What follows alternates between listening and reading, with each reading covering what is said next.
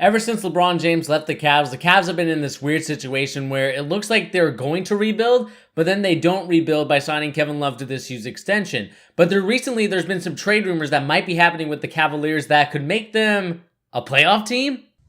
Playoffs? Don't talk about it. Playoffs? You kidding me?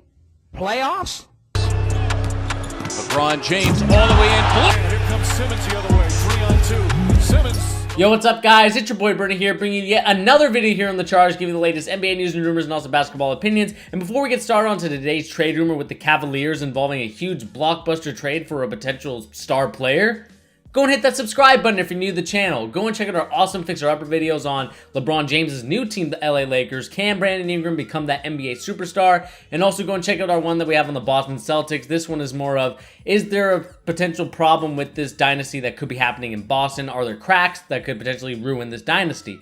But right now, like I said, we got to talk about the Cavaliers. And this is, of course, coming from Cavs Nation and all these other sources. I mean, take this with a grain of salt, obviously. The Cavs and the Miami Heat are discussing a deal that would send center Hassan Whiteside and one of Dion Waiters or James Johnson to Cleveland in exchange for Tristan Thompson, Jordan Clarkson, and Kyle Korver.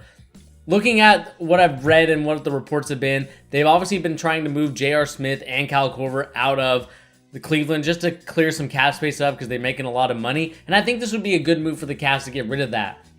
But the one thing I'm having trouble believing is the fact that they want Hassan Whiteside. Hassan Whiteside would have been a perfect addition to their team probably a year ago, but this year, I don't think it's a good idea to bring him. What do the Cavs want to do in this situation? Do they want to rebuild or do they want to go to the playoffs? I believe that this team should really try and rebuild because there's no point in keeping this team together because it's one, too expensive, and two, the guys that they have on their roster are not good enough to get very far. And the point of making this team, especially when you have Colin Sexton, you don't want to waste his years building this team like that's going to be in the playoffs but then don't really do anything.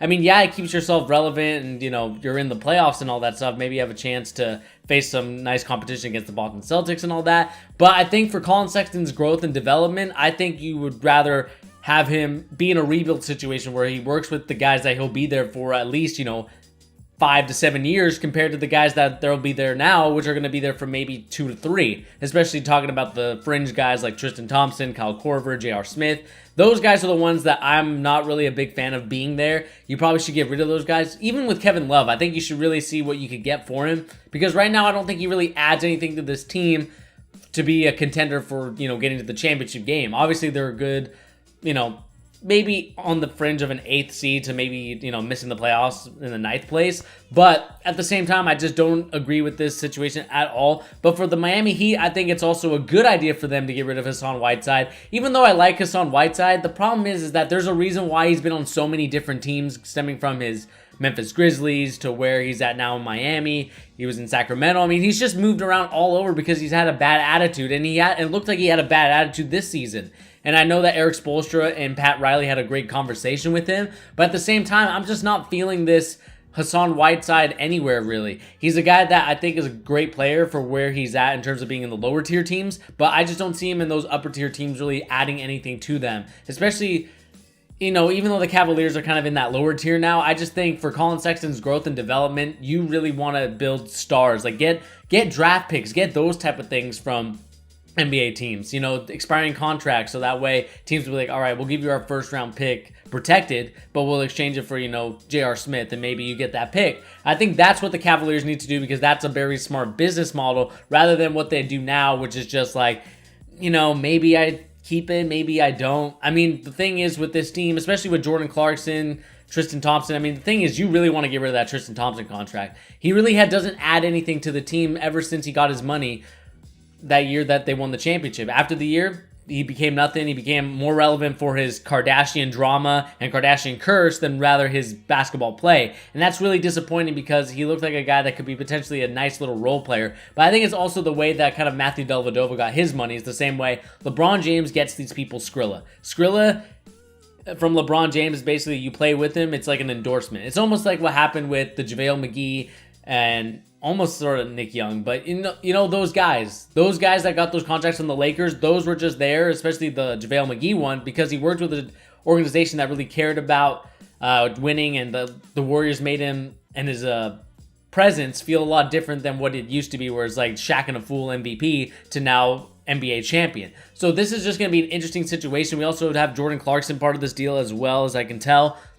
You know, I like Jordan Clarkson as a sixth man off the bench. I think he got really shafted in the places that he's been. I would like to see him actually, you know, maybe go to a contending team and maybe come off the bench. I think he'd actually be a pretty good option, especially this year, now that he's got playoff experience, now that he's got a taste of it. I think now he'll be a little bit better, even though he sucked a lot for the Cavs. I think next year he'll be a lot better, whatever team he is on.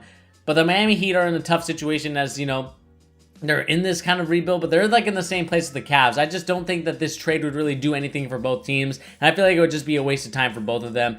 My opinion is, let's not make this trade. Just, you know, keep the roster as it is and see if you can get rid of those, especially the Cavs, rid of those fringe players to maybe bring in some draft picks or, you know, some young talent.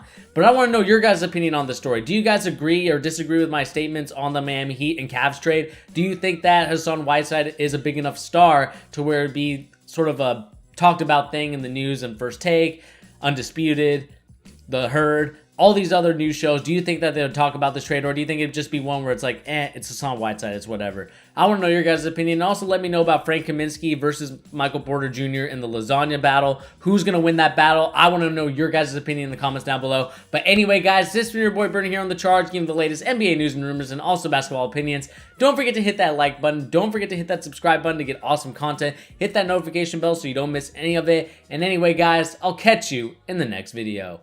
Peace.